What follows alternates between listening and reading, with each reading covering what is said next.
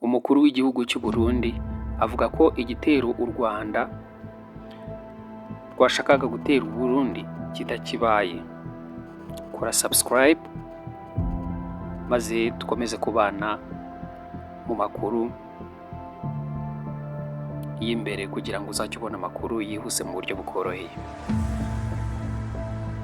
Perezida Evariste Ndayishimiye w'u Burundi avuga ko nyuma y'ibiganiro yagiranye n'ibihugu bigenzi by'u Rwanda abari biteze kuronka inyungu mu gitero cy'u Rwanda ku Burundi baheba.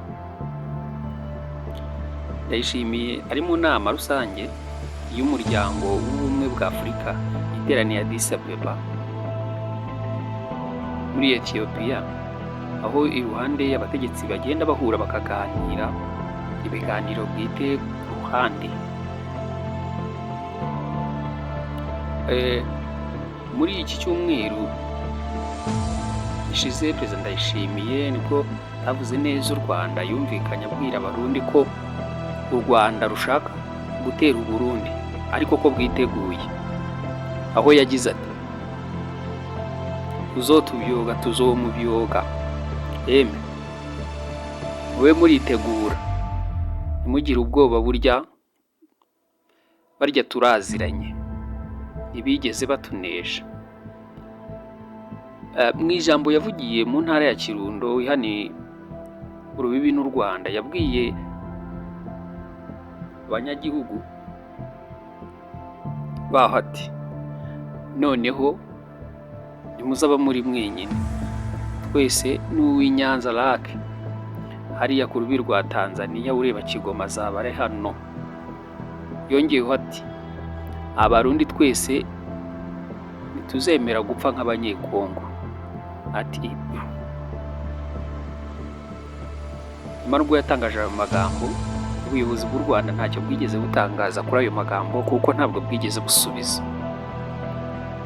Abayobozi b'u Rwanda ntibigeze batangaza ko iki gihugu kizatera u Burundi, kandi ntacyo bashubije ku magambo yatangajwe na Ndayishimiye, umukuru w'u Burundi, mu ntangiriro z'icyumweru gishize. Ubu mu byo yatangaje ku rubuga rwa X ni nk'aho icyo gitero yavugaga kitakibaye, kuko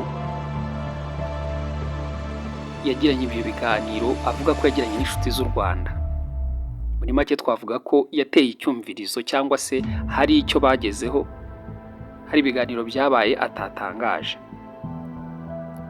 Ariko yongeyeho ati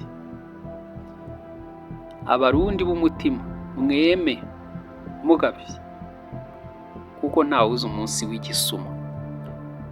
Ni nkaho yababwiye ati murye muri menge cyangwa mukomeze kuba muri maso, ntawe uzi umunsi w'igisambo. Ibintu byakomeje kugenda bitamera neza hagati y'u Rwanda n'u Burundi,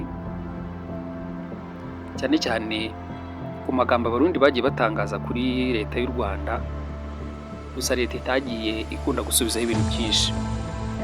Ubuyobozi bw'u Burundi n'u Rwanda ntibirebana ijisho ryiza kuva muri 2015 mu igerageza ryo guhirika ubutegetsi bwari bw'umukuru w'igihugu w'icyo gihe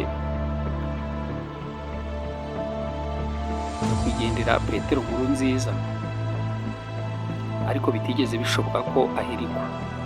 Abayobozi b'u Burundi bagiye bashinja u Rwanda gufasha ababigerageje kuba bahirika ubwo butegetsi inshuro nyinshi no kubaha icumbi nyuma y'uko bagerageje guhirika ubwo butegetsi. Ibintu byagiye birushaho kuba bibi cyane, hagiye havamo kutumvikana gutandukanye hagati ya Kigali na Gitega. Mu gihe intangiriro z'umwaka ushize, nyuma y'uko Perezida Ndayishimiye abwiye inama y'urubyiruko i Kinshasa ko ari ngombwa gukomeza urugamba kugeza abanyagihugu b'u Rwanda nabo babonye kwigenga, ubundi bagatera igitsure ubutegetsi bwa Kigali. Kandi yavuze ko ubufasha baha imitwe y'iterabwoba atari bwiza kuko ihungabanya akarere. Ijambo leta y'u Rwanda yise ko ari ugushotorana. Inyuma yaho ubwumvikane bw'ibihugu byombi, u Burundi bwohereje ingabo muri Repubulika Iharanira Demokarasi ya Kongo gufasha igisirikare cya leta kurwanya umutwe wa M23. ONU ndetse na Kinshasa bavuga yuko ufashwa n'igisirikare cya leta y'u Rwanda, icyo u Rwanda rukomeza guhakana kugeza na n'uyu munsi. Murakoze, mugire ibihe byiza, mukoreshe